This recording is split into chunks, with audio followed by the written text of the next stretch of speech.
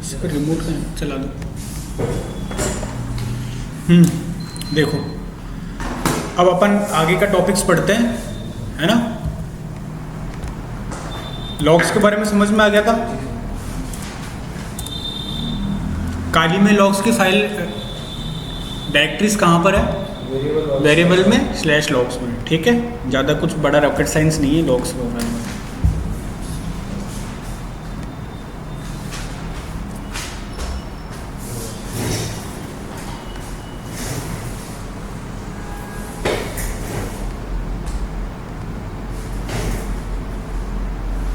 अब मैं आपको डेटा फोरेंसिक के कुछ कंसेप्ट बताता हूँ कि डेटा फोरेंसिक्स में क्या क्या चीज़ें आती हैं और कैसे कैसे डेटा से रिलेटेड क्या क्या चीज़ें हैं, ठीक है। तो सबसे पहले अपने पास में जो डेटा फोरेंसिक्स से रिलेटेड टॉपिक है वो है स्टेगनोग्राफर, स्टेगनोग्राफी बोल सकते हैं, स्टेगनोग्राफी। हाँ, डेटा फोरेंसिक से रिलेटेड कुछ कंसेप्ट्स हैं जिनको मैं बताने की कोशिश कर रहा हूँ, जिसमें इंक्रिप्शन भी आएगा, ठीक है। इंक्रिप्शन वाला जो पार्ट होता है वो डेटा फोरेंसिक्स में आता है। उसके बाद में आता है एनकोडिंग, ठीक है। उसके बाद में आता है हैशिंग और उसके बाद में आता है इंक्रिप्शन, ठीक है। ये कुछ डेटा फोरेंसिक्स के कंसेप्ट्स हैं। सारा डेटा फोरेंसिक इन 4 शब्दों पे ही लिखा हुआ है, स्टेगनोग्राफी, एनकोडिंग, हैशिंग और इंक्रिप्शन, ठीक है। जो डेटा सिक्योरिटी के काम में आता है। किसके काम में आता है? डेटा सिक्योरिटी या हाइडिंग भी बोल सकते हो आप, ठीक है। अब पहला जो अपना टूल है, टूल क्या मतलब, पहला जो कंसेप्ट है वो है स्टेगनोग्राफी। स्टेगनोग्राफी क्या होती है, कोई आइडिया है? कुछ कंटेंट या कुछ डॉक्यूमेंट या किसी के अंदर कुछ बैकग्राउंड में कुछ इंफॉर्मेशन किसी से शेयर करना, ऐसा कुछ, ठीक है। जैसे मान लो आपका एक एंड्रॉयड फ़ोन है, ये दूसरा एंड्रॉयड फ़ोन है, आपने उनको कोई व्हाट्सएप पे मैसेज भेजा। जैसे कि मान लो आपने ये बोलना था आपको कि मुझे हंसी आ रही है, लेकिन आपने क्या इमेजेस भेजी? हंसने वाली इमेजेस भेज दी, इमोजी भेज दी, सॉरी। तो ये जो इमोजी है ना, ये किसका काम करता है? ये तक कि स्टेगनोग्राफी है। मतलब आप अपने हाव भाव से, संकेत से, कुछ ऐसी तरीके से आप अपने बताने की कोशिश कर रहे हो कि हाँ मैं क्या फील कर रहा हूँ या फिर मैं क्या कहना चाह रहा हूँ। और भी आपने मूवीज़ में देखा होगा कि जैसे कि किसी ने कोई फाइल भेजी आपको, ठीक है। जैसे कि मान लो धूम 2 देखी थी, धूम 2 फिल्म है, आपने देखी हो। उसमें वो सीक्रेट मैसेज डालने की कोशिश करता है, जिसको अभिषेक बच्चन डिक्रिप्ट करता है कि सर ये अगली चोरी यहाँ होगी, इसने बता दिया पहले ही। तो ये क्या, ये स्टेगनोग्राफी है। जैसे इमेज के जरिए हुआ, वीडियो के जरिए हुआ, कुछ सीक्रेट बिहाइंड मैसेज आपको भेजने की कोशिश करे। जैसे कि मान लो आपने वो देखी है, राजी फिल्म देखी, राजी, आलिया भट्ट वाली राजी नहीं देखी? उसको देखना, उसमें क्या होता है, आलिया भट्ट क्या करती है कि मैसेज भेजने की कोशिश करती है सीक्रेट स्टेगनोग्राफी में। उसको बोला जाता है कि आप 10 बार दबाओगे ना तो हमारे पास में हेलो का मैसेज आ जाएगा। क्लियर है? तो पहले के ज़माने में चलता था मैसेज भेजने के तरीके में, तो वो एक स्टेगनोग्राफी है। मतलब आपका जो मैसेज है वो कुछ इस तरीके से सीक्रेट मैसेज आपको भेजा जाए जो सिर्फ आपको पहचान में आ जाए, है ना। जैसे कि हाँ, जैसे कि सत्यमेव जयते,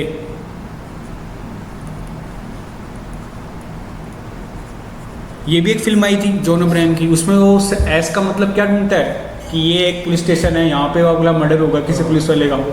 तो पूरा का पूरा वो डिकोड करता है। डिकोड का मतलब पूरा का पूरा वो क्या करता है, सीक्रेट मैसेज है। तो एक मैसेज के पीछे कौन सा मैसेज छुपा हुआ है सीक्रेट, जो हमारे काम का है, जो कि सेंडर भेजना चाह रहा है, उसको बोलते हैं स्टेगनोग्राफी प्रोसेस। अब ये काफ़ी तरीके से हो सकता है, जैसे इमेज भेजना हुआ, है ना। जैसे मैंने आपको कोई इमेज भेजी, मैंने बोला कि इसके पीछे मैसेज छुपा हुआ, ध्यान से देखो, है ना। या फिर मैंने आपको कोई इमेज भेज दी कि यार इस इमेज में ढूंढ के बता कि ना क्या मैसेज छुपा हुआ है, तो आप उस मैसेज को रीड कर पाओ। सिर्फ आप ही उस मैसेज को रीड कर पाओ, कोई और दूसरा उस मैसेज को रीड ना कर पाए, उसको बोलते हैं स्टेगनोग्राफी। वीडियो के थ्रू भी हो सकता है, वीडियो के भी थ्रू हो सकता है। जैसे कि मान लो मैं आपको कोई वीडियो भेजूँ, जैसे कि आपने हॉलीवुड की फिल्में देखी होगी, तो जब किडनैपर वीडियो बनाता है, जैसे किडनैपर होता है वो वीडियो बनाता है, तो जो पुलिस वाले होते हैं या फिर जो जासूस होते हैं, जो भी उसको पकड़ने वाले होते हैं, वो वीडियो में कहीं ना कहीं देख लेते हैं, जैसे कि उसने जगह कौन सी है, ट्रेन की आवाज़ आ रही है कि पीछे नहीं आ रही है, कौन सी जगह हो सकती है। तो वो नॉर्मली जैसे कोई इन्फॉर्मेशन शेयर करना चाहता है बिहाइंड एन्क्रिप्शन में, हाँ वो भी वीडियो के जरिए कर सकता है, बिल्कुल कर सकता है। स्टेगनोग्राफी किसी भी तरीके से की जा सकती है, चाहे वो मैसेज भेज, चाहे वो इमेजेस में हो सकती है, वीडियो में हो सकती है। जैसे कि आपने असुर देखी होगी, तो असुर में वो वीडियो के पीछे, असुर वेब सीरीज देखी सेकंड पार्ट, उसमें वो वीडियो के जरिए मैसेज भेजता है, तो वो भी एक तरीके से स्टेगनोग्राफी है। तो काफ़ी सारे तरीके हैं स्टेगनोग्राफी के, ठीक है। हालांकि इसका टूल आता है, उस टूल का नाम मुझे अभी याद नहीं है, उस टूल क्या आता है, उसका टूल का नाम आता है, चलो कल बता दूंगा मैं उस टूल का नाम। मैंने किया था काफ़ी पहले, स्टेगोसूट नहीं, विंडो में एक टूल है स्टेगनोग्राफी का, एक सेकंड मैं एक बार इसको स्टॉप, 1 सेकंड उसको एक बार बंद कर देते हैं। काली में एक टूल है, काली में नहीं बस सॉफ्टवेयर है, सॉफ्टवेयर को ढूंढना पड़ेगा, सॉफ्टवेयर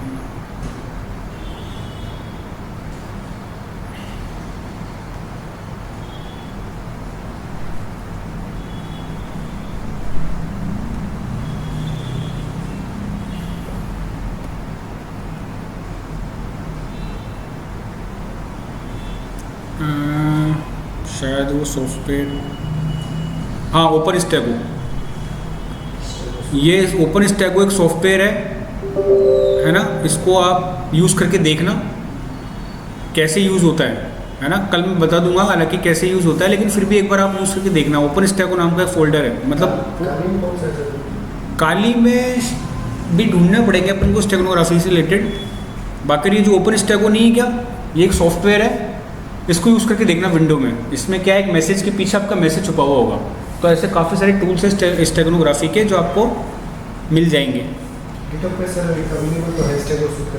हाँ उसको यूज़ करके देखना, मिल जाएगा आपको, ठीक है।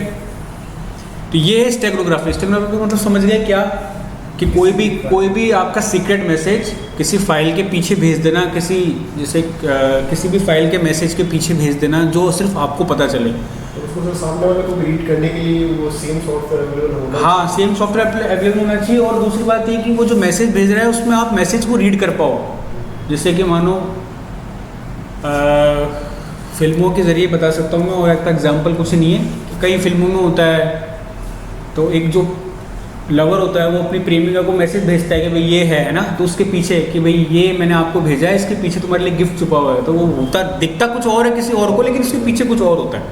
तो इस तरीके से स्टेगनोग्राफी का मतलब क्या है कि डायरेक्टली दिखने वाले को क्या दिख रहा है कि सिर्फ ये एक सिंपल सा मैसेज है, लेकिन उसके पीछे बिहाइंड में एक सीक्रेट मैसेज छुपा हुआ होता है जो कि सिर्फ आप जानते हो और वो रिसीवर जानता है, ठीक है। ये स्टेगनोग्राफी है। अब बात करते हैं एनकोडिंग। एनकोडिंग क्या होती है, कुछ आइडिया है?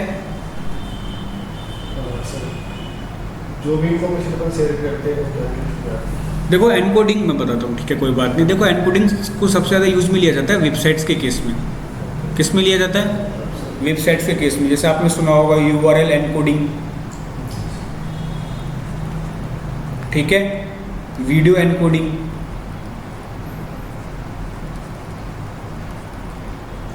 और इमेज एनकोडिंग। ये एनकोडिंग की क्यों जाती है, इसका क्या मोटिव है? देखो होता क्या है, एनकोडिंग क्यों की जाती है? जैसे कि मैं मान लो मेरे पास एक कोड है, स्क्रिप्ट, ठीक है, ये स्क्रिप्ट लगा के मैंने कुछ भी इस पर रन किया। अगर ये स्क्रिप्ट वेबसाइट पे रन हो गया तो क्या वेबसाइट क्रैश नहीं होगी? होगी नहीं होगी? मतलब कहने का मतलब ये है कि अगर मान लो मैंने कोई प्रोग्राम बनाया किसी वेबसाइट्स पे, क्योंकि वेबसाइट हो गई या फिर वीडियो प्लेटफॉर्म हो गए या फिर जो भी है, उस वेबसाइट पे एनकोडिंग तो स्क्रिप्टिंग तो करनी पड़ती है, कोड प्रोग्रामिंग करनी पड़ती है। अगर उस प्रोग्रामिंग में मैं अगर एक स्क्रिप्ट रन कर देता हूँ तो वो पूरी की पूरी प्रोग्रामिंग खराब हो सकती है, पूरी पूरी वेबसाइट खराब हो सकती है। तो वो क्या करते हैं, एनकोडिंग कर देते हैं। क्या कर देते हैं कि सर ये जो आपका जो टैग है, स्क्रिप्ट टैग, इसको वो नल कर देंगे। क्या कर देंगे? नल का मतलब बेकार कर देंगे कि ये रन नहीं हो पाएगा। कोई भी स्क्रिप्ट अपना रियल परफॉर्म ना कर पाए, अपनी ओरिजिनल को फंक्शंस को परफॉर्म ना कर पाए, उससे रोकने के लिए एनकोडिंग किया जाता है कि भाई परफॉर्म ना कर पाए। जैसे कि मान लो जैसे कोई वेबसाइट है, उस पर मैंने प्रोग्रामिंग करी, अब उस प्रोग्रामिंग में मैंने ये स्क्रिप्ट रन करवा दी, स्क्रिप्ट बराबर कुछ भी जैसे कि डेटा की हुई या फिर किसी की भी कोई प्रोग्रामिंग रन करवा दी, मैलिशियस स्क्रिप्ट रन करवा दी, तो पूरी की पूरी वेबसाइट खराब हो जाएगी। ठीक है, ऐसे वीडियो में हो गया, वीडियो में मान लो मैंने कोई स्क्रिप्ट रन करवा दी तो पूरा वीडियो फॉर्मेट खराब हो गया। तो वो क्या करते हैं कि इस स्क्रिप्ट को, जैसे कि ये है ना, जैसे कि मैंने बोला कि सर इस कोड का मतलब हो गया %t, क्या ग्रेटर देन का मतलब क्या हो गया %t, तो वो इस %% को क्या कर देंगे, कमेंट कर देंगे कि ये रन ही नहीं होगा, ये अपना ऑपरेशन परफॉर्म करेगा ही नहीं। ठीक है, तो ये बोल देंगे कि सर जो आपने स्क्रिप्ट रन कर रहे हो ना, इसका मतलब है %t, तो ये काम ही नहीं करेगा। अगर मैं अपने जो ये फंक्शंस हैं, स्क्रिप्ट हो गया, हैश हो गया, या मान लो ग्रेटर देन हो गया, इनके फॉर्मेट को चेंज कर दिया मैंने, जिससे ये अपने ओरिजिनल परफॉर्म कर ही नहीं पाए, अपने फंक्शंस को परफॉर्म ना कर पाए। क्लियर है, उसको बोलते हैं एनकोडिंग, मतलब एनकोड कर दिया आपने, जिससे कि क्या है कि जो प्रोग्राम है, जो आपकी स्क्रिप्ट है, वो ओरिजिनल परफॉर्म कर ही नहीं पाए, फंक्शंस को परफॉर्म ना कर पाए। क्लियर है, इसका सबसे अच्छा एग्जाम्पल क्या हो सकता है, देखो मैं बताता हूँ। इसका सबसे अच्छा एग्जाम्पल क्या हो सकता है कि जैसे मान लो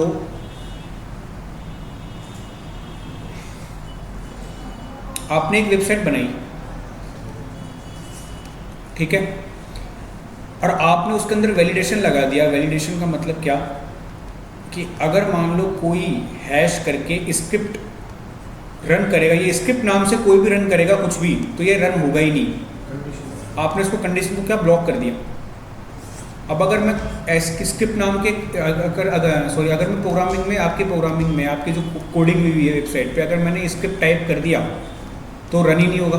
क्या नहीं होगा, रन नहीं होगा। अब वो क्या करेगा, हैकर जो है वो अलग अलग चीज़ें करने की कोशिश करेगा। क्या, ग्रेटर देन लगाएगा, उसके बाद में अगर ये स्क्रिप्ट नहीं हो रहा है मान लो, तो वो छोटा एस लगा देगा, जैसे मान लो बड़ा लगा देगा, छोटा लगा दिया, SC कर दिया उसने, PT कर दिया।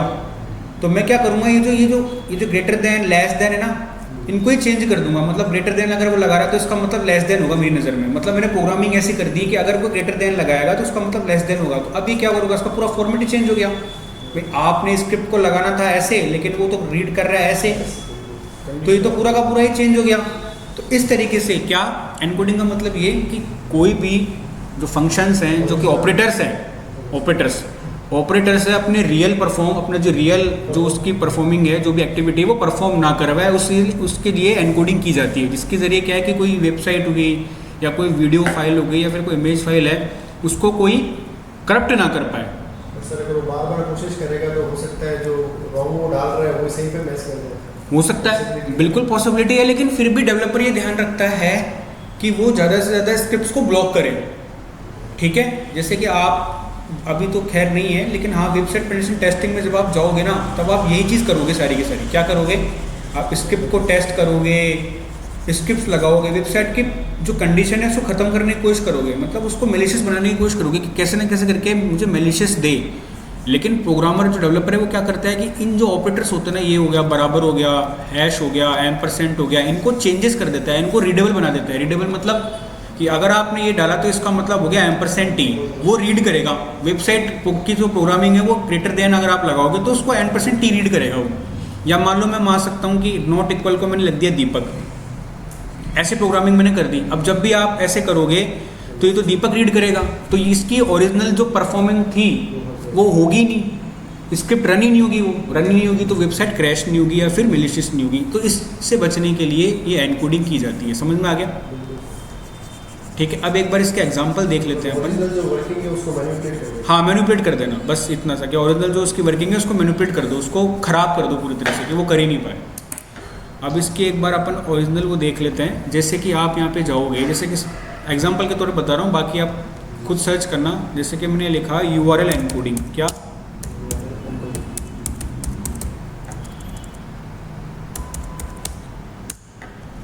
अब यहाँ पर मैं जाऊँगा URL एनकोडिंग में, तो शायद ये रहा, मेयर वेब पे जाता हूँ। देखो यहाँ पर मैं कुछ डाल रहा हूँ, कुछ भी इंक्लूड कर रहा हूँ ना,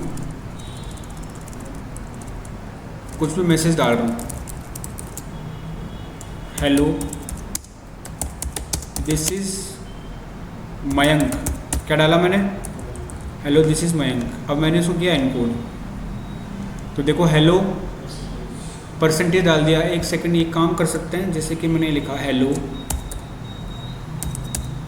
और ग्रेटर देन स्क्रिप्ट भी मैंने लगा दी, ठीक है, और मयंक लिख दिया मैंने और %, लगा दिया। अब इसको मैं एनकोड कर रहा हूँ, तो देखो जैसे ही मैंने उसको एनकोड किया %, में लेने लग गया ये, मतलब स्क्रिप्ट को उसने क्या कर दिया, चेंजेस कर दिया। अब मैं इसको डिक्रिप्ट करना चाहता हूँ। एक चीज़ और कि एनकोडिंग में क्या होता है कि आपने जिस तरह की भी एनकोडिंग करी है ना, जैसे कि मान लो आपने %, है, जैसे कि ये है ग्रेटर देन है, ग्रेटर देन को अगर आपने #T और L कर दिया #TL, तो जब आप इसको डिकोड करोगे, क्या करोगे, डिकोड करोगे तो ये #TL क्या आ जाएगा, ग्रेटर देन आ जाएगा। मतलब जैसे आपने एनकोड किया था, अगर आप उसी फॉर्मेट में उसको डिकोड कर देते हो तो वापस रिवर्ट हो जाता है। ये क्या हो जाता है, रिवर्ट हो जाता है। जैसे देखो मान लो मैंने इसको क्या करा, ये भी सर एक -1 मेरा, अगर कोई करेगा सर तो उसको पता लगेगा रिजल्ट में ये आ रहा है, हाँ, उसी को रिवर्ट भी तो कर सकता है। हाँ बिल्कुल। तो एनकोडिंग में ये है ही कि अगर मान लो आपने किसी को एनकोड कर दिया, अब इसको मैं वापस डिकोड करूँगा तो ये देखो वापस डिकोड हो जाएगा। जैसे मैंने इसको किया एनकोड, यहाँ से किया कॉपी, ठीक है। अब मैंने इसको वापस गया URL डिकोडर गया मैं, URL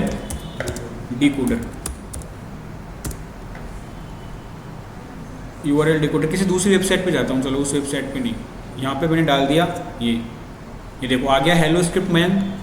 तो इसका मतलब क्या हुआ कि आपने जिस तरीके से इसको एनकोड किया था उसी फॉर्मेट में ये वापस डिकोड हो गया, कोई दिक्कत ही नहीं हुई। जैसा आपने बनाया वैसे के वैसे, आपने जैसे डाला वैसे वैसे रिवर्ट हो गया वापस। क्लियर है। तो ये एक तरह की सिक्योरिटीज अप्लाई की जाती है, हालांकि ये ज़्यादा यूज़ नहीं आता, लेकिन फिर भी इसको अप्लाई किया जाता है। एनकोडिंग को ज़्यादातर वीडियो के केस में अप्लाई किया जाता है। जैसे आपने देखा होगा यूट्यूब वाले वीडियो होते हैं, वो ज़्यादातर बेस 64 एनकोडिंग में अप्लाई होता है, मतलब चेंजेस होता है वो। जैसे कि आपने चलाया तो वो बोलते हैं कि सर बेस 64 में करना चाहते हो एनकोडिंग या दूसरे फॉर्मेट में, तो अगर आपने उसको कर दिया तो वो पूरा का पूरा एक एनकोड हो गया, उसमें कोई छेड़छाड़ नहीं कर सकता। जैसे फिल्म की शूटिंग वगैरह होती है, जो रील्स बनती है, ठीक है, अगर किसी की फिल्म की शूटिंग होती है तो देखा होगा कि वो बहुत सारी रील्स में होती है। जैसे एक भाग में शूटिंग करी, एक रील खत्म, फिर दूसरे भाग में शूटिंग करी, शॉर्ट्स रील्स अलग अलग होती है, फिर उनको जोड़ देते हैं एक साथ में अलग अलग करके शूटिंग कर लेते हैं। जैसे कि मान लो दंगल आपने देखी होगी, तो दंगल में आमिर खान ने जो शुरुआत का सीन आता है उनकी रेसलिंग का, वो उन्होंने शूटिंग सबसे बाद में की थी ना, लेकिन उन्होंने उसको आगे जोड़ दिया लास्ट में, मतलब उन्होंने करके फिर उसको जोड़ दिया। वो एडिटिंग से कर दिया उन्होंने कि हाँ मुझे उस रील्स को पहले जोड़ दिया, तो वो जोड़ देते हैं आपस में। तो ऐसे ही क्या होता है एनकोडिंग में, क्या होता है कि आपने शूटिंग करी, एनकोड कर दिया उसको, देन उसको जोड़ दिया। उससे क्या है कि कोई उसके फॉर्मेट को चेंज नहीं कर पाएगा। क्लियर है। तो ये है एनकोडिंग। और अगर आपको करना है डिकोड करना है तो आपने जैसे एनकोड किया था वैसे उसको उस रिवर्ट में रिवर्ट कर दो। क्लियर है। ये है एनकोडिंग का किस्सा। अब इसके बाद में आता है हैशिंग। हैशिंग सुना है, पासवर्ड्स के रिगार्डिंग सबसे ज़्यादा इसको यूज़ किया जाता है पासवर्ड, क्रेडेंशियल्स को सेव करने में। किसको? क्रेडेंशियल्स को सेव करने में, इसको एनकोड करने में, या फिर इनको इनक्रिप्शन नहीं हैशिंग करने में इनका यूज़ किया जाता है। इसकी कई टेक्निक्स हैं, जैसे कि MD4 MD5 लेटेस्ट जो टेक्नोलॉजी चल रही है वो MD5 में चल रही है। जितनी भी अपने DBMS है, DBMS का मतलब डेटाबेस मैनेजमेंट सिस्टम। जैसे मान लो आपकी वही वेबसाइट है, आपकी अपनी है, आप चाहते हो कि मेरी वेबसाइट पे लोग आ रहे हैं और वो जो भी अपने क्रेडेंशियल्स डाल रहे हैं, क्या डाल रहे हैं, क्रेडेंशियल, यूजर नेम, पासवर्ड, वो MD5 हैशेज में कन्वर्ट होके और मेरे पास सेव हो जाए, जिससे क्या है कि कोई उनको इनक्रिप्ट भी नहीं कर, वो सॉरी कोई उसको रिवर्ट भी नहीं कर पाए। एक सेकेंड, क्लियर है। तो MD5 क्या है, इसके काम करने का टेक्निक क्या है, तरीका क्या है, वापस इसको एक बार मिटा देता हूँ। हाँ, अब जैसे मान लो इसका काम करने का तरीका क्या है मैं बताता हूँ, कैसे ये हैशिंग होती है। जैसे मैंने यहाँ पे लिखा, मान लो दीपक, क्या लिखा मैंने। अब मैं इसको MD5 में कन्वर्ट करना चाहता हूँ। किस में कन्वर्ट चाहता हूँ? MD5 हैशेज में। और इसने कन्वर्ट करके क्या कर दिया, यहाँ पर 0 1 2 3 1 A B C 2 0 इस तरीके से इसने क्या कर दिया, कन्वर्ट कर दिया। ठीक है, कन्वर्ट कर दिया, क्या मैं उसको समझ पाऊंगा कि क्या है मैंने लिखा है? नहीं समझ पाऊंगा। अब एनकोडिंग में तो क्या हो रहा था कि जैसे आपने लिखा था उसको वैसे रिवर्ट कर दो तो ये वापस उसी फॉर्मेट में आ जाएगा, लेकिन MD5 हैशेस में ऐसा नहीं होता। क्यों नहीं होता? इसलिए नहीं होता कि सर ये टेक्नोलॉजी ऐसी है कि अगर आपने किसी एक फॉर्मेट को या किसी मैसेज को अगर किसी एक MD5 हैशेस में अगर कन्वर्ट कर दिया तो ये कभी भी रिवर्ट नहीं होगा। मतलब ये हो सकता है कि अगर मैं जैसे दीपक का इसने आउटपुट क्या दिया, ये दिया, अगर मैं वापस अगर दीपक आउटपुट लिखता हूँ, मान लो अपना मैसेज लिखता हूँ और मैं वापस उसको MD5 में चेंज करता हूँ तो वापस हो सकता है कि मुझे ये आउटपुट सेम लाके दे दे, लेकिन ये वापस रिवर्ट होके दीपक नहीं करेगा, जाएगा नहीं है। इसके लिए तरीका दूसरा है, आप उसको कर ही नहीं सकते। इसमें टेक्निक अप्लाई होती है क्या कि अगर आपने किसी एक मैसेज को MD5 हैशेस में कन्वर्ट कर दिया तो आप उसको रिवर्ट नहीं कर सकते। क्या नहीं कर सकते? रिवर्ट नहीं कर सकते। ये इसका खास सिक्योरिटी है और इसीलिए इस सिक्योरिटी के तहत ही जितने भी अपने फेसबुक के पासवर्ड हो गए, फेसबुक के पासवर्ड तो नहीं कह सकता मैं, वो तो इनक्रिप्टेड होते हैं, लेकिन जो छोटी छोटी वेबसाइट्स नहीं होती हैं, छोटी छोटी वेबसाइट्स जिनमें आपके यूज़र के पासवर्ड सेव होते हैं, वो सारे के सारे MD5 हैशेस में होते हैं। और अपने जो विंडोज़ हैं वो NTLM हैशेस में, उसमें भी हैशेस यूज़ होते हैं। क्लियर है? अब उसमें क्या होता है, अगर आपको इसको डिकोड करना है, डिकोड नहीं, अगर आप इसको वापस जाना है, रिवर्ट में जाना है, तो आपको क्या करना पड़ेगा? ब्रूट फोर्स अटैक करना पड़ेगा। क्या करना पड़ेगा? Brute force attack. जैसे कि अपन ने किस में किया था? वाईफाई पासवर्ड में किया था, ब्रूट फोर्स किया था। वहाँ पर जो टेक्निक यूज हो रही थी WP2, थोड़ी सी लो टेक्निक है। लो का मतलब वो थोड़ी सी पुरानी टेक्निक है, जहाँ पर ब्रूट फोर्स अटैक सिंपल ही है, पॉसिबल है। बाकी इंक्रिप्शन में ब्रूट फोर्स अप्लाई नहीं होता है। क्यों नहीं होता है इसके बाद में आगे बताऊँगा। तो ब्रूट फोर्स क्या किया? ब्रूट फोर्स कर सकते हैं। अब ब्रूट फोर्स में क्या है, आपने एक वर्ड लिस्ट बनाई। क्या बनाई? आपने एक वर्ड लिस्ट बनाई, इंफॉर्मेशन गैदरिंग करी आपने और एक वर्ड लिस्ट बना दी पूरी की पूरी। अब मैं उस वर्ड लिस्ट को भी MD5 हैशेस में क्या करूँगा? कन्वर्ट कर दूंगा सबको। जो आपने वर्ड लिस्ट बनाई यहाँ पर, ये आपने वर्ड लिस्ट बनाई मान लो, ठीक? कन्वर्ट करने का क्या प्रोसेस रहता है? बता रहा हूँ, MD5 हैशेस में कन्वर्ट हो जाते हैं अगर आप टेक्निक लगाते हो तो। प्रोसेस क्या है ये तो देखेंगे आगे। बाकी अगर आपको जैसे आपका पासवर्ड है वो स्क्रिप्टिंग करनी पड़ती है, आपको सॉफ्टवेयर लगाने पड़ते हैं, या फिर मान लो आपको प्रोग्रामिंग करनी पड़ती है कि वो MD5 हैशेस में कन्वर्ट हो जाए। कैसे होता है ये तो आगे के डिजिटल फॉरेंसिक में पूरा पार्ट होता है, लेकिन मैं आपको इंट्रोडक्शन दे रहा हूँ यहाँ पे। कैसे कन्वर्ट होते हैं, क्या सॉफ्टवेयर यूज़ होता है, ये अभी देखेंगे थोड़ी देर में, ठीक है? तो MD5 में क्या है, मैं ये बता रहा हूँ कि कैसे रिवर्ट किया जा सकता है। रिवर्ट का मतलब कैसे पहुँचा जा सकता है ओरिजिनल दीपक पे। तो आपने एक वर्ड लिस्ट बनाई इन्फॉर्मेशन गैदरिंग की अच्छी खासी वर्ड लिस्ट बना दी और MD5 में उन सबको क्या कर दिया? कन्वर्ट कर दिया। अब आप इस ये जो MD5 हैशेस में कन्वर्ट हुआ था, ये जो पूरा का पूरा कोड, इस कोड को आप यहाँ क्या करोगे? मैच करोगे, इस MD5 में मैच करोगे। अब यहाँ पर मैच करने के बाद में जैसे मान लो यहाँ पर लिखा हुआ आया 0 1 2 3, तो ये जो लिस्ट थी इसके सामने क्या लिखा हुआ था? D या E जो भी लिखा हुआ था, तो ये मैच कर लेगा कि सर इसके सामने क्या लिखा हुआ था? DWP। तो इस तरीके से मान लो दीपक सर्च कर लेगा कि सर ये जो थी और इसके बाद में जो भी था उसके बाद में PAK जो भी लिखा हुआ है, तो मर्ज करना पड़ता है। मर्ज का मतलब MD5, ये जो MD5 है ये रीड करता है MD5 को ही, ये कभी भी ओरिजिनल को रीड नहीं करता है। लेकिन अपन जो वर्ड लिस्ट बनाते हैं, अपन ने आपको ध्यान होगा जब अपन वाईफाई क्रैकिंग कर रहे थे तो अपन क्या कर रहे थे? एक वर्ड लिस्ट बना रहे थे और उसको क्या कर रहे थे? चेक कर रहे थे, मैच कर रहे थे। वो क्या कर रहा था कि उस वर्ड लिस्ट की फाइल में ही जो वर्ड लिस्ट थी उसमें पासवर्ड थे, उस पासवर्ड को MD5 में जो हैशेस जो अपने पास कैप फाइल थी उसको क्या कर रहे थे? मैच करा रहे थे कि भाई वो MD5 में कन्वर्ट होके हमें बता सके कि किस शब्द के आगे क्या लिखा हुआ है। क्लियर है? तो इस तरीके से आप क्या कर सकते हो? हैश फाइल को वापस वो कर सकते हो, चेंज कर सकते हो। लेकिन ये बहुत लंबा प्रोसेस है और बहुत टिपिकल प्रोसेस है। इसमें आपको अच्छी खासी वर्ड लिस्ट चाहिए। अगर आपने अच्छी खासी वर्ड लिस्ट बनाई है तब तो आप कन्वर्ट कर पाओगे, नहीं बनाई है तो नहीं हो पाएगा।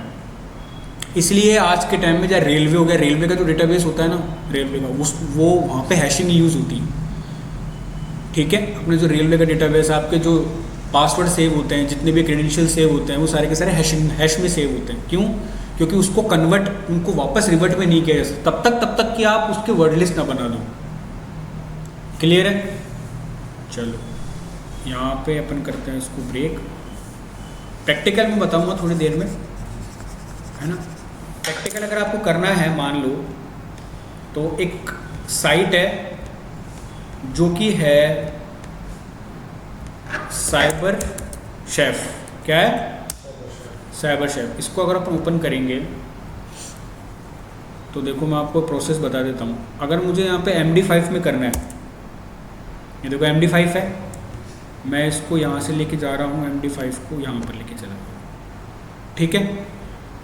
अब मैंने यहाँ पे पासवर्ड डाला, कुछ भी डाला, जैसे मान लो दीपक, ठीक है। दीपक को एक इसमें MD5 में एशेस में कन्वर्ट कर लिया, लेकिन इसको वापस रिवर्ट में नहीं किया जा सकता, ठीक है। जब भी जैसे दीपक लिखोगे फिर से तो सेम कोडिंग ही है। हाँ देखो, अगर मैं वापस, जैसे इसको मैंने एक बार, इसको याद रखना क्या लिखा हुआ है, मैं वापस दीपक लिख देता हूँ, ठीक है। वापस आ गया, वही सेम ही है ना। इसका मतलब मैंने क्या कहा था आपको कि हो सकता है कि सेम आ जाए, लेकिन अब इसको रिवर्ट नहीं किया जा सकता। रिवर्ट में कब करूँगा? जब मैं एक वर्ड लिस्ट बना दूंगा अच्छी कर, देखो रिवर्ट का ऑप्शन मिलेगा ही नहीं आपको। इसको क्या करूँगा मैं कि एक वर्ड लिस्ट बनाऊंगा अच्छी खासी, उस वर्ड लिस्ट बनाने के बाद में ये एक एक शब्द को उसमें मैच करेगा, मतलब उस वर्ड लिस्ट को बनाऊंगा, उस वर्ड लिस्ट को भी MD5 हैशेस में कन्वर्ट कर दूंगा, फिर ये दोनों मैच करेंगे आपस में, और फिर ये देखेगा कि 498 किसके वर्ड के आगे लिखा हुआ था, कि DW के आगे लिखा हुआ था, तो मुझे एग्जैक्ट ला के दे देगा ये। क्लियर है? इस तरीके से MD5 में कन्वर्ट होती हैं चीज़ें, ठीक। अब आता है अपना पार्ट इंक्रिप्शन। इसको थोड़ा सा ध्यान से पढ़ना है, ये काफ़ी अपनी मतलब काफ़ी अच्छा प्रोसेस है, काफ़ी अच्छा टूल है। टूल क्या है? काफ़ी अच्छा कंसेप्ट है इंक्रिप्शन वाला। इसको मैं अलग से पढ़ा देता हूँ अच्छी तरीके से।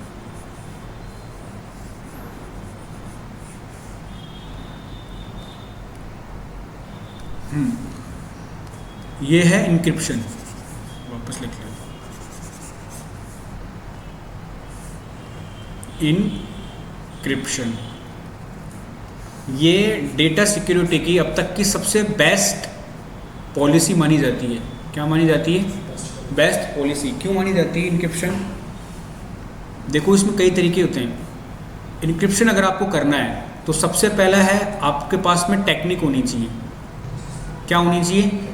किस टेक्निक में आप उसको कन्वर्ट कर रहे हो। दूसरी चीज़, आपके पास में एल्गोरिदम होना चाहिए।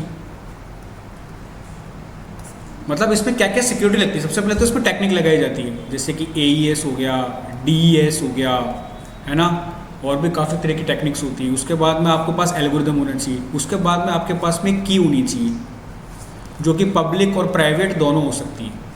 क्या हो सकती है? पब्लिक और प्राइवेट दोनों हो सकती है। इन तीनों को मिला करके एक आउटपुट बनता है। उस आउटपुट को कभी भी डिकोड नहीं किया जा सकता, डिक्रिप्ट नहीं किया जा सकता, जब तक कि अपने को ये नहीं पता चले कि उसकी की क्या है, एल्गोरिदम क्या है और टेक्निक क्या है। एग्जाम्पल के तौर पे बताता हूँ, जैसे कि टेक्निक है, मान लो AES, है ना। AES में 128, 256 काफ़ी टेक्निक्स होती है। मैंने एक, जैसे दीपक है ना, ये दीपक और यहाँ पे लिख दिया नौशाद। ये एक मैसेज है जिसको मुझे इनक्रिप्शन करना है। सबसे पहले तो टेक्निक पूछेगा कि सर बताओ इसको हम किस टेक्निक में कन्वर्ट करें। तो आपने बोला कि सर मुझे तो AES 256 में इसको कन्वर्ट करो, कर दिया, मतलब ये तो हो गई टेक्निक। उसके बाद में अगर आपको पूछेगा कि सर एल्गोरिदम बताओ मुझे। एल्गोरिदम जैसे कि आपने वाईफाई में देखा होगा, वाईफाई में PSA देखा था, पब्लिक सिक्योरिटी की, और CVC जो भी है वो क्या है? एक एल्गोरिदम है ना, उसके एल्गोरिदम के जरिए। तो यहाँ पर एक एल्गोरिदम होता है। एल्गोरिदम का मतलब होता है कि कोड करना उसको, मतलब उसको कन्वर्ट करना। पहले तो टेक्निक होती है भाई, जैसे कि एक वेबसाइट को आप किस प्लेटफॉर्म पर बनाना चाहते हो, आप बोलोगे सर पाइथन, जावा, जो भी है, CSS जो भी है, ये तो प्लेटफॉर्म हो गया, टेक्निक हो गई। दूसरी एल्गोरिदम का मतलब उसके क्या क्या रेगुलेशंस हैं, क्या क्या उसके क्या कह सकते हैं उसके रूल्स हैं। जैसे कि C के कुछ अलग रूल्स हैं, C++ के कुछ अलग रूल्स हैं। जैसे आपने को printf करना है तो पाइथन में तो सीधा प्रिंट हो जाता है। C में क्या करोगे? पहले प्रिंट डालोगे, पहले वेरिएबल डालोगे, उसके बाद में उसको प्रिंट कराओगे। तो ये टेक्निक मतलब एल्गोरिदम हो गया उसका कि किस तरीके से ये काम करेगी। तो टेक्निक के बाद में आता है एल्गोरिदम। एल्गोरिदम कुछ भी हो सकता है, जैसे कि साइफर एक एल्गोरिदम है ना, बहुत सारे एल्गोरिदम है। उसके बाद में आपको की जनरेट करनी पड़ेगी। की का मतलब क्या है? ताला, कि आपके पास से चाबी होनी चाहिए, वो एक सेंटेंस में होनी चाहिए। एक सेंटेंस जैसे कि लिखा this is private message, security की। हाँ जो भी सिक्योरिटी की, ये आपने डाल दिया। अब इन तीनों को मिला करके वो एक आउटपुट बना देता है। कुछ भी आउटपुट बना सकता है, जैसे कि इसने मान लो आउटपुट बना दिया 2A13C AB01 B हैश, जो भी है एक आउटपुट बना दिया। अब ये कभी पहचाना जा सकता है कि क्या लिखा हुआ था। क्लियर?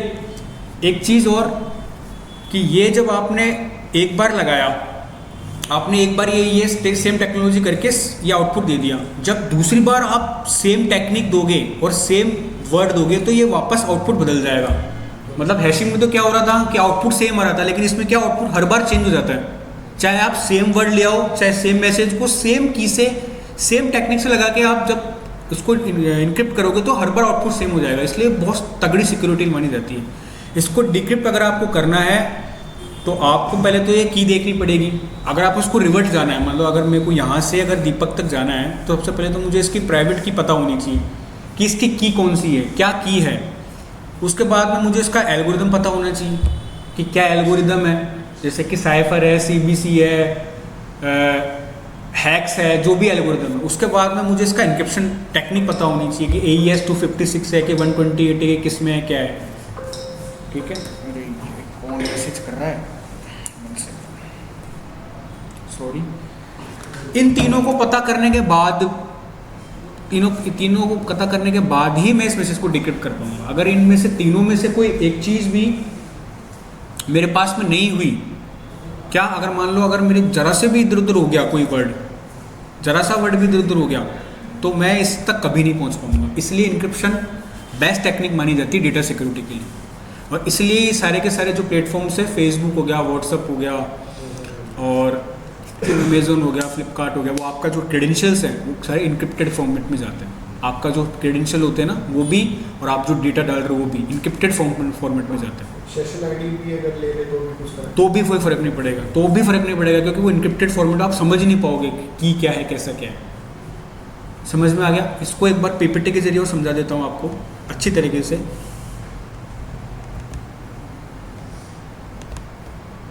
और उसके बाद में फिर इसका एग्जाम्पल देख लेते हैं कि एग्जाम्पल क्या है। क्रिप्टोग्राफी,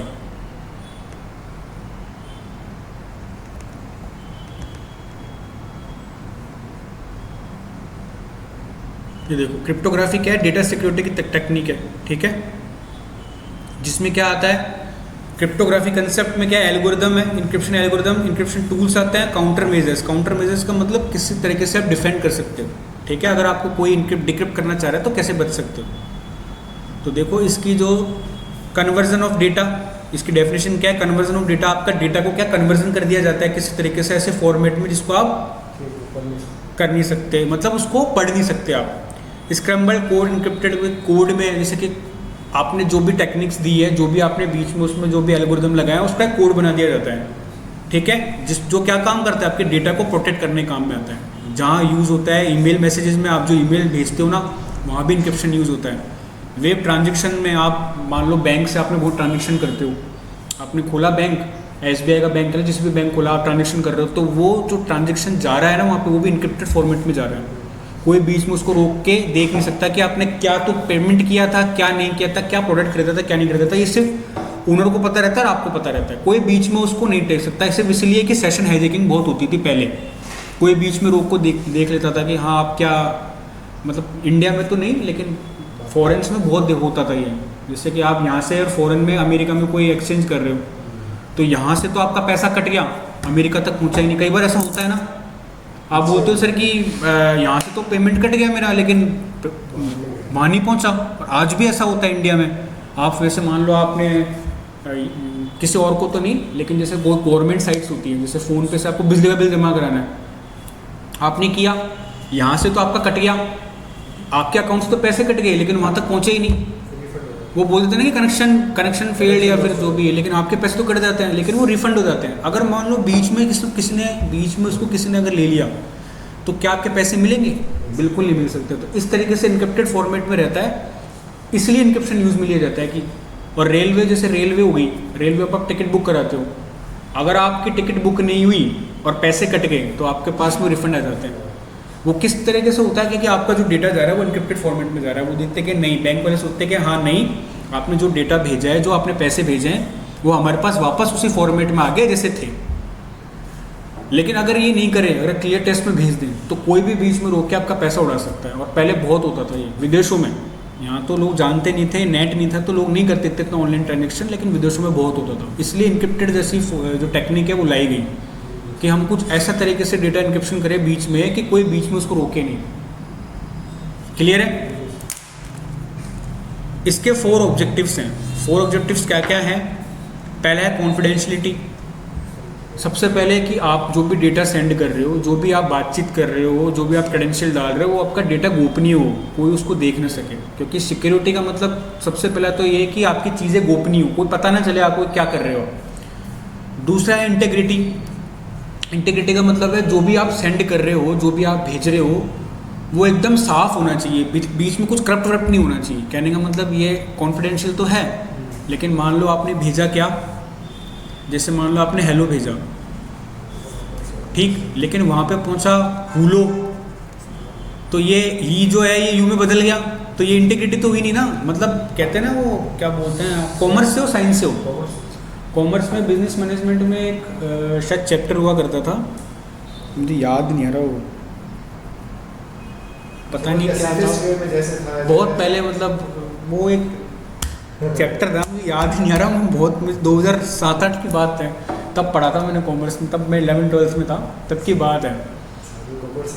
मैं भी कॉमर्स से हूँ, मैंने 2009 में स्कूलिंग खत्म हुई थी मेरी, 12th 2009 में खत्म हुई, तो उसका नाम याद नहीं आ रहा। उसमें संकेत में बोलते हैं कि चेंज कर देता है कि आपने बोला क्या और वहाँ तक पहुँचा क्या। जैसे कि आपने मुझे बोला कि सर मैं आज नहीं आऊँगा, लेकिन ये बीच में ना कई लोगों ने उसमें मसला लगा कि सर वो तो ऐसे बोल रहा था कि ये है वो है ऐसे है वैसे, तो मेरे तक पहुँची क्या बात, पता नहीं क्या पहुँची, जो आपने बोला वो तो पहुँची नहीं, कुछ और ही पहुँची। ऐसे इंटीग्रिटी का मतलब जो आपने भेजा है वही जाए, कोई चेंज ना कर पाए उसमें, ठीक है। फिर उसके बाद में आता है ऑथेंटिकेशन। ऑथेंटिकेशन का मतलब क्या होता है कि क्रेडेंशियल्स वो ऑथोराइज कर सके कि जिसने वो भेजा है क्या वो है ही है, वही है जिसने भेजा है या फिर कोई और है। जैसे कि व्हाट्सएप पे अपन देखते हैं ना, एंड टू एंड इंक्रिप्शन आता है कि जो आपने भेज रहे हो क्या वही हो आप या कोई और है, तो वो ऑथोराइजेशन। दूसरा नॉन रिप्यूटेशन, मतलब आपने जो भेजा है वो रिपीट ना हो, आपने एक बार जो भेज दिया वो भेज दिया, ऐसा नहीं कि आपने एक बार भेजा तो दोबारा अगर मैंने भेजा तो दोबारा उसी फॉर्मेट में आ रहा है, ऐसा नहीं, मतलब रिपीटेशन नहीं होना चाहिए। क्लियर है? ये ऑब्जेक्टिव है क्रिप्टोग्राफी के। इसके बाद में टाइप्स ऑफ क्रिप्टोग्राफी, इसका मतलब इसके टाइप्स हैं, टाइप्स का मतलब इसके कुछ कैटेगरीज हैं, जैसे कि सिमेट्रिक इंक्रिप्शन और एसिमेट्रिक। ये कुछ भी नहीं है, की है बस।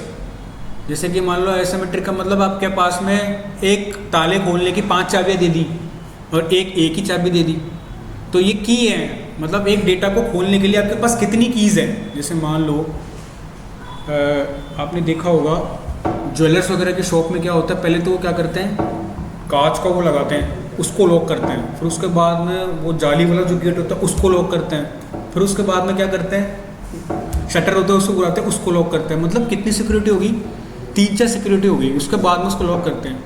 और एक सिंपल जो घर है उसमें सिर्फ एक ही दरवाज़ा लगा हुआ है कि उनको पता है कि इसमें कुछ ज़्यादा कुछ नहीं है। तो ये सिमेट्रिक और एसिमेट्रिक कुछ नहीं है, बस एक तरह का सिक्योरिटीज़ है कि आपने इसमें सिक्योरिटीज़ बढ़ा दी, इसमें कम कर दी। जैसे एक डेटा है बहुत कॉन्फिडेंशियल है, बहुत ज़्यादा कॉन्फिडेंशियल है, वो हाथ नहीं होना चाहिए, तो उसको प्रोटेक्ट करने के लिए आपने बहुत सारी कीज़ लगा दी, है ना, 3-4 कीज़ लगा दी, और एक है जो ठीक है अगर किसी के पास पहुंच जाता है तो ठीक है, लेकिन उसमें कम की लगा दी, तो बस इतना ही फ़र्क है।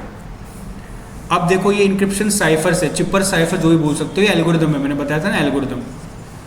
ये टाइप्स हैं, इसका मतलब है ciphers are algorithm use to encrypt और डिक्रिप्ट द डेटा। मतलब ये एल्गोरिदम्स हैं जिनके जरिए इनक्रिप्ट किया जाता है, डिक्रिप्ट किया जाता है किसी डेटा को। कैसे किया जाता है देखते हैं। मॉडर्न साइफर्स हैं, इसको मतलब आज के टाइम में इनको यूज़ किया जाता है। 2 हैं, क्लासिक साइफर और बेस्ड ऑन टाइप ऑफ की यूज्ड। मतलब एक तो चाबी की जगह और एक आप साइफर यूज़ कर रहे हो क्लासिक। आपने रीजनिंग पढ़ी है, अब रीजनिंग का ही कंसेप्ट इसमें आएगा। सबसे पहला है सब्स्टिट्यूशन साइफर। ये क्या होता है देखो, ये मैं बताता हूँ, इसको डिलीट कर देता हूँ। जैसे कि मान लो यहाँ पे लिखा हमने hello how are you Pradeep, ठीक है, एक मैसेज है how are you Pradeep, hello how are you Pradeep, ये एक मैसेज है। अब ये जो सब्स्टिट्यूशन साइफर है ये बोल रहा है sir A block of plain text is replace with cipher text. इसका मतलब एक पेयर बन गया हेलो, ठीक है, 5 लेटर का एक पेयर बन गया। ये स्पेस है, ये भी एक लेटर माना जाता है, मतलब स्पेस को भी काउंट किया जाता है। तो यहाँ पर इसने इसको जो 5 लेटर्स का या अक्षरों का जो भी पेयर था उसको इसने उठा लिया और यहाँ पे इसको इनक्रिप्ट कर दिया, ठीक है। उसके बाद में फिर ये 5 हो गए, हाउ आर, इसको उसने ऐसे एज इट इज़ ऐसे कैसे लिख दिया। इसके बाद में वापस जो ये था उसको फिर इसने इनक्रिप्ट कर दिया 0 1 6 5 B C Z B C जो भी है, ठीक है। उसके बाद में वापस ये जो प्रदीप था उसको इसने ऐसे कैसा लिख दिया, क्लियर। अब ये टोटल इसका आउटपुट क्या आएगा, तो टोटल इसका आउटपुट आएगा 0 1 2 3 4 5 A B C E F how are और 0 1 2 6 B C जो भी है ये वाला फॉर्मेट और प्रदीप। तो ये क्या हो गया, ये इंक्रिप्टेड फॉर्मेट में हो गया। ये क्या है, सब्स्टिट्यूशन टेस्ट है। मतलब एक ब्लॉक ऑफ चेन को आपने उठाया, उसको इंक्रिप्ट कर दिया, देन आगे वाले को आपने एज इट इज रख दिया, देन उसके बाद में उसने आगे वाले को आपने उतना ब्लॉक उठाया और उसको इंक्रिप्ट कर दिया और आगे वाले को आपने वैसे ऐसे छोड़ दिया अल्टरनेटिव वे में, ठीक है। इसको बोलते हैं सब्स्टिट्यूशन साइफर। तो वो ये काम करता है, इस तरीके से इंक्रिप्टेड होता है। और कई साइट्स में ऐसा ही होता है, आप देखोगे ना, जब अभी तो नहीं लेकिन जब आप वेबसाइट पेनिट्रेशन टेस्टिंग में जाओगे आगे, तब जब आप उसकी टेस्टिंग करोगे तो आप देखोगे यार यहाँ पर अलग अलग वेबसाइट में अलग अलग इंक्रिप्शन की टेक्निक्स हैं। जैसे बहुत बड़ी बड़ी वेबसाइट है उनकी अलग टेक्निक होगी, छोटी मोटी वेबसाइट की अलग टेक्निक होगी, ठीक है। उसके बाद में आगे बढ़ते हैं, फिर आता है ट्रांसपोजिशन साइफर। ये एल्गोरिदम्स है, मतलब एल्गोरिदम को मतलब टेक्निक से किस किस तरीके से डेटा इनक्रिप्ट होगा। ये बोल रहा है the letters of the plain text are shifted about to form the cryptogram. अब आपने रीजनिंग में पढ़ा होगा, इसको मैं एक बार डिलीट कर रहा हूँ। रीजनिंग में आपने पढ़ा होगा कि जैसे कि ये नौशाद है, ठीक, मैं एक काम करता हूँ, इन 3 लेटरों को आगे कर देता हूँ, HAD US को बदल देता हूँ SU और NA को भी बदल देता हूँ AN। अब कोई पहचान सकता है कि ये ओरिजिनल क्या है? जब तक लॉजिक नहीं लगाएगा। कई बार रीजनिंग पढ़ी ना आपने, रीजनिंग में बोलते हैं ना कि भाई मैंने ये जो शब्द है ना ये अलग अलग मिसिंग है, इन शब्द से एक मीनिंगफुल शब्द बनाओ। तो आप देखते हो कि हाँ यार ये HAD लिखा हुआ है, तो क्या हो सकता है इसका मतलब। तो वो चेंज करने के लिए फिर आप ये नहीं करते हो, फिर ऐसे करते हो, ठीक है, इसका मीनिंगफुल मतलब निकालते हो। तो मैंने क्या करा, आपके जो ये लेटर था, जो भी ये मैसेज था, इसके लेटर्स को एक्सचेंज कर दिया आपस में। और एक्सचेंज करने के बाद में कुछ इस तरह का सब बना दिया कि कोई उसको समझ नहीं सकता। अब ये हैड SUN पता नहीं क्या लिख दिया, समझ में नहीं आ रहा किसी को। मतलब आपका नाम के लेटर्स को मैंने कुछ इस तरीके से बना दिया कि आप कोई इसको चेक नहीं कर सकता, कोई उसको पढ़ नहीं सकता क्या लिखा हुआ। तो ये है कौन सा, ट्रांसपोजिशन साइफर। इसका मतलब कि मैंने जो भी आपका नाम था, जो भी मैसेज था, उसका क्या कर दिया, एक्सचेंज कर दिया उसके ऑर्डर को। मतलब इधर का इधर कर दिया, पहले वाले जो लेटर था उसको 16वें पे स्थान पे लिया है, 16 वाले को पहले पे लिया है, इस तरीके से। ये एक तरीका है इनक्रिप्शन करने का, और ये भी आपको कई साइट्स पे मिलेगा, क्लियर। उसके बाद में रहते हैं मॉडर्न साइफर्स में। मॉडर्न साइफर्स में बोल रहा है कि बेस्ड ऑन की। अब सबसे पहले है प्राइवेट की। Private key sample key is use for encryption decryption. इसका मतलब आपने कोई डेटा को किसी एक की के माध्यम से इनक्रिप्ट कर दिया। आप बोलोगे कि सर मुझे आपको अगर उसको डिकोड करना है, उसको डिकोड करना है तो मेरे से की ले लो, मेरे से चाबी ले लो, ठीक है। एक ही चाबी है, जैसे कि एक तो होता है कि सिर्फ एक ही चाबी हो, मैंने कहा था जैसे कि एक ही गेट है, उसकी एक ही चाबी है, किसी को अगर खोलना है तो एक ही चाबी से खोल देगा। ये है प्राइवेट की, मतलब एक ही चाबी। एक होता है public key. 2 different keys are use to encryption decryption. इसका मतलब कि मेरे पास एक की तो वो है जिसको आप डेटा को इनक्रिप्ट कर रहे हो, लॉक कर रहे हो। एक अलग से मेरे पास और की है जो डिक्रिप्ट करने के काम में आएगी। जैसे कि मान लो एक ताला तो मेरे पास वो है कि जिससे सिर्फ शटर खुलेगा, दूसरा ताला मेरे पास वैसा है, दूसरी की मेरे पास है जिससे शटर खुलेगा, और तीसरा ताला मेरे पास में वो है जिससे सिर्फ गेट खुलेगा। तो ये डेटा को इनक्रिप्ट करने के तरीके हैं कि पब्लिक की है, उसमें मेरे पास 2 की है। एक तो क्या डेटा को इनक्रिप्ट करने की अलग की होगी और डेटा को डिक्रिप्ट करने की अलग की होगी। क्लियर है? उसके बाद में आता है based on type of input data. आप क्या इनपुट देते हो उसके अनुसार डेटा को इनक्रिप्ट किया जाता है। तो सबसे पहले है ब्लॉक साइफर। ये बोल रहा है encryption block of data for fix size. ये भी कुछ तरीके से सब्स्टिट्यूशन साइफर से ही है, लेकिन इसका थोड़ा सा टेक्निकली अलग है। इनपुट डाटा का मतलब आप डेटा डाल रहे हो खुद। जैसे कि एक तो आपने मैसेज डाला, एक तो आप मैसेज को करना चाहते हो, ठीक है, एक तो आप मैसेज को इनक्रिप्ट करना चाहते हो कि मेरा ये मैसेज इनक्रिप्ट करो। एक मैं बोलूँ कि सर आपका ये मैसेज तो है, मैं कुछ अलग से एक डेटा डालता हूँ, उसको यूज़ करके आप उसको इनक्रिप्ट करो। इनपुट डेटा का मतलब जैसे कि एग्जांपल के तौर पर इसका समझाऊँ मैं आपको। जैसे कि मान लो आपके गाड़ी में एक लॉक आया हुआ है बाइक पे कि सर ये इनबिल्ट लॉक आया हुआ है, ठीक है। इसके अलावा आपको लॉक लगाना चाहो तो कि नहीं सर मुझे लगता है कि ना मेरी ये चाबी किसी और के पास भी हो सकता है कि मेरी चाबी कोई बाइक उठा ले जाए, लेकिन मैं कुछ दूसरा लॉक लगाना चाहता हूँ, मैं खुद से एक लॉक। तो आप क्या करोगे, या तो जो टायरों के जो वो होते हैं उसको लॉक कर दोगे, व्हील्स को, कि अब उसको कोई चला नहीं पाएगा। तो इसी तरीके से कि सर मेरा जो डेटा है मैं खुद डालना चाहता हूँ, इनपुट करना चाहता हूँ, मैं खुद डालना चाहता हूँ, उसको यूज़ करके आप इनक्रिप्ट करो। तो जैसे कि यहाँ पर एक मैसेज डाला, हेलो हाउ आर यू, ठीक है, इसको इनक्रिप्ट करना है। तो मैंने क्या करा कि सर मैं आपको एक मैसेज देता हूँ, जैसे कि मैंने दिया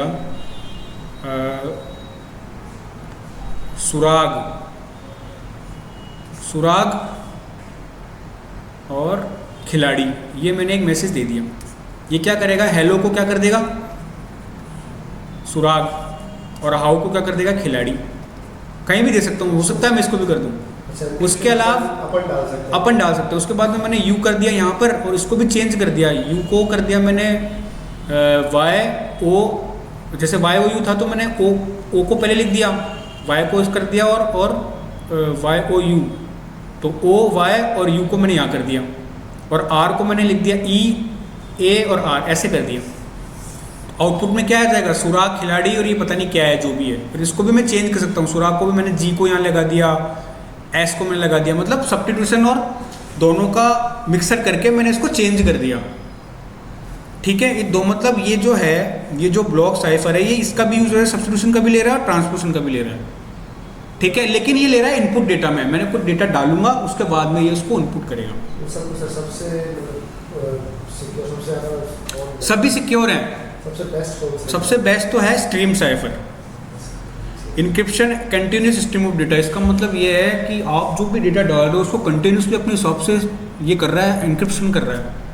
आप खुद भी इसको डिक्रिप्ट नहीं कर पाओगे, इस तरीके से डिक्रिप्ट कर रहा है ये, इनक्रिप्ट कर रहा है ये, कि आप भी चाहोगे ना तो उसको डिक्रिप्ट नहीं कर पाओगे। क्यों? क्योंकि ये हर एक सेकंड में हर टाइम डिसाइड कर दिया जाता है कि हर 5 मिनट में ये अपनी की बदल देता है, एल्गोरिथम बदल रहा है, और मैसेज के जो भी टेक्निक्स है वो बदल देता है। मतलब आपने ऐसा कुछ लगा दिया, ऐसा कोई कोडिंग कर दी कि ये सर हर बार जब भी आप क्रेडेंशियल्स डालोगे, हर बार एक की बदल देगा, एल्गोरिथम बदल देगा और मोड बदल देगा। ये है लगातार स्ट्रीम फाइबर, ये सबसे सिक्योर माना जाता है। और ये जो बड़ी बड़ी वेबसाइट्स होती है ना, फ्लिपकार्ट वगैरह हो गया, एक काम करना, बबसूट मैंने आपको इंस्टॉल कराया था, फेसबुक पे अकाउंट है, इंस्टाग्राम पे अकाउंट है, एक काम करना, इंस्टाग्राम के जो क्रेडेंशियल्स डालते हैं उसको बबसूट पे रोकना और देखना कि कौन सा इनक्रिप्शन यूज़ हो रहा है, फिर उसको बंद करके फिर दोबारा डालना, फिर देखना क्या इनक्रिप्शन, क्या मैसेज चेंज हुआ। हालांकि आपको इनक्रिप्शन टेक्निक तो पता नहीं चलेगी, लेकिन फिर भी क्या वो मैसेज चेंज हुआ नहीं हुआ, वो होगा। बल्कि जबकि अगर कोई सी इनक्रिप्शन लगाओगे तो इनक्रिप्शन में तो होता ही है, आउटपुट चेंज होता ही है हर बार। जब भी आप क्रेडेंशियल डालोगे, वेबसाइट्स पे लगा सकते हैं, डेटा पे लगा सकते हैं। जैसे बिटलॉकर है, बिटलॉकर जानते हो, बिटलॉकर भी इनक्रिप्शन टेक्निक है। जब बिटलॉकर लगाया आपने कभी, उसमें आपसे की मांगता है कि आप की दो, तो की खुला ही नहीं खुलेगा वो, उसके अंदर पूरा का पूरा डेटा आपका लॉक हो जाता है। जैसे कि मैं यहाँ पे इनक्रिप्शन लगा लूँ, देखो टर्न ऑन बिटलॉकर, मैं इसको बिटलॉकर कर रहा हूँ। अब मैं यहाँ पे पासवर्ड डालूँगा, ठीक है। जैसे मैंने यहाँ पे पासवर्ड डाला, देव कुछ भी डाल दिया, मान लो WS3@123 टैप करके WS3@123, ठीक है, ये मैंने डाल दिया, नेक्स्ट कर दिया। अब ये बोलेगा सर प्रिंटर रिकवरी की, आपको एक की देगा कि सर रिकवरी के लिए आपको एक की देना चाहता हूँ मैं, तो या तो आप सेव करो माइक्रोसॉफ्ट अकाउंट में या फिर आप सेव करो USB फ्लैश ड्राइव में सेव ए फाइल। तो मैं सेव ए फाइल में जाके और देखो बिट लगा के रिकवरी की दे रहा है, ये क्या है, की है एक, इस की के जरिए मैं इसको डिक्रिप्ट कर पाऊंगा, नहीं तो कभी डिक्रिप्ट कर ही नहीं पाऊंगा इसको। मैं सपने में भी अगर मैं कुछ भी कर लूँ तो उसको डिक्रिप्ट भी नहीं कर पाऊंगा, और मुझे इसकी टेक्निक भी नहीं पता कि बिट लॉगर कौन सी टेक्निक यूज़ कर रहा है। क्लियर है? तो इस तरीके से ये की है, हालांकि मैं इसको कर नहीं रहा, मैं इसको कैंसिल कर रहा हूँ, ठीक है, मैं प्रोटेक्ट नहीं करना चाहता, क्योंकि अगर कर दिया और किसी के हाथ लग गया तो ये डेटा फिर कभी रिकवरी नहीं होगा। तो इस तरीके से इनक्रिप्शन डिक्रिप्शन ये जो है हैशिंग वगैरह क्रिप्टोग्राफी वगैरह ये यूज़ किए जाते हैं। अब इनको प्रैक्टिकली करना थोड़ा सा पॉसिबल नहीं है क्योंकि अपन को इजाज़त भी नहीं है, लेकिन हाँ मैं एक साइबर शेफ से आपको बता सकता हूँ इनक्रिप्शन वाला तरीका, ठीक है, कि इनक्रिप्शन कैसे किया जाता है। जैसे कि MD तो समझ गए, MD5 तो समझ गए, अब मैं लगता हूँ AES इनक्रिप्शन। सबसे पहले इनक्रिप्शन करेंगे अपन, तो कोई भी मैसेज डालो, कौन सा मैसेज डालोगे बताओ? Hello the system is system has been hack, ये एक मैसेज है, इसको इनक्रिप्शन करना है। सबसे पहले मुझे यहाँ पे मैसेज की लिखनी पड़ेगी, और ध्यान रखो ये की में जो भी वर्ड है वो यहाँ पे नहीं आनी चाहिए, मतलब की होनी चाहिए बिल्कुल से डिफरेंट, जो आपने मैसेज भेजा है वो की नहीं होनी चाहिए, ठीक है। तो मैं यहाँ पे डाल देता हूँ who is messenger, who is God, ठीक है, ये एक मैंने की डाल दी, हैक्स में डाल दी। यहाँ पर CBC एक मोड है, मतलब एल्गोरिदम है, इनपुट क्या है रॉ और हैक्स क्या है आउटपुट, ये एक एल्गोरिदम्स हैं, टेक्निक्स हैं। अब यहाँ पर मैं डाल देता हूँ, जैसे कि मान लो AES है, तो मुझे पता है AES बोल रहा है कि सर 64 बिट 120 बिट या 25, अगर 128 है तो आपको 8 की डालनी पड़ेगी, देखो ये लिख रखा है यहाँ पे 16 बाइट में, अगर आप तो AES 128 है, अगर आपकी जो मैसेज है अगर वो 42 बाइट्स का हुआ तो आपको 192 की डालनी पड़ेगी, अगर आपका 32 बाइट का है तो 256, तो शायद 32 साइज से ज़्यादा ही होगा ये, तो मैं यहाँ पे डालता हूँ 00 16 बार, मतलब अगर 256 है इसका मतलब हेक्साडेसिमल फॉर्मेट में है। 1 2 3 4 5 6 7, ये MD5 कहाँ से हो गया, अपन इसको एक बार, ठीक है, एक बार वापस करते हैं AES इनक्रिप्ट, ठीक है, हैक्स हु इज़ मैसेंजर कर देते हैं, हु इज़ मैसेंजर, ठीक है। इसको अपन करते हैं UTF फॉर्मेट में, किस में करते हैं? UTF में। यहाँ पे मैंने UTF करा, CBC मैंने मोड करा। अब मैं यहाँ पर डालता हूँ, ये बोल रहा है 16 बाइट्स है आपका, तो मुझे 8 की डालनी पड़ेगी, ठीक है, मतलब बोल रहा है got 0 bytes and expected 16 bytes, मतलब कम से कम 16 बाइट से ज़्यादा है। तो मैं यहाँ पे डालूंगा 1 2 3 4 5 6 7 8 9 10 11 12 13 14 15 16, जैसे मैंने इसको 16 पे डाला, देखो ये इस तरीके से आउटपुट आ गया, मतलब हेलो दिस है सिस्टम हैज़ बीन हैक्ड का क्या आउटपुट हो गया, ये वाला। अब क्या कोई भी दुनिया में कोई भी आ जाए इसको डिक्रिप्ट नहीं कर सकता। अब इसको डिक्रिप्ट कैसे करेंगे? मैं इसको कर लेता हूँ यहाँ से कॉपी, क्या कर रहा हूँ, कॉपी कर रहा हूँ। अब मैं वापस जा रहा हूँ साइबर शेफ में, कहाँ पे गया, साइबर शेफ, यहाँ मैंने खोला साइबर शेफ और मैं गया AES डिक्रिप्शन में। हाँ नहीं, गिटअप नहीं, एक साइट है जिसके ज़रिए आप पता लगाओगे ये डेटा इंक्रिप्शन की टेक्निक्स है। हाँ URL पे भी है, खुल गया। यहाँ पे मैं कहता हूँ AES डिक्रिप्शन, डिक्रिप्ट कर दिया मैंने, यहाँ पे ये मैसेज कॉपी कर दिया।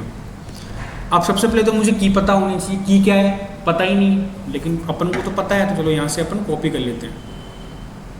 अगर की में ज़रा सा भी चेंजेस हुआ तो ये डिक्रिप्ट नहीं कर पाएगा, अभी बताऊँगा। की को डाल दिया, मोड कौन सा है, मोड UTF-8 है ना, अपन को तो पता है लेकिन सामने वाले को नहीं पता। CBC मोड है, अगर मान लो यहाँ पे मैंने मोड चेंज कर दिया है CTCR और मतलब ये एल्गोरिदम्स हैं, तो ये नहीं कर पाएगा। अब मैं वापस को करके देखता हूँ, 1 2 3 4 5 6 7 8 9 10 11 12 13 14 15 16, देखो ये अगर चेंज हो गया, अब मैं यहाँ पर कुछ चेंजेस कर रहा हूँ, जैसे मैंने UTF से हैक्स कर दिया, ठीक है, तो ये बता रहा है इनवैलिड है। अगर मान लो मैंने ये जो मैसेज है, जो भी की है, इसको मैं यहाँ से हटा रहा हूँ, जैसे ही मैंने एक भी वर्ड हटाया तो देखो यहाँ पे क्या आउटपुट आ रहा है, कुछ नहीं, ठीक है, आउटपुट लगा दिया। मोड चेंज कर दिया मैंने, मान लो CVCFC कर दिया, तो देखो आउटपुट चेंज हो गया।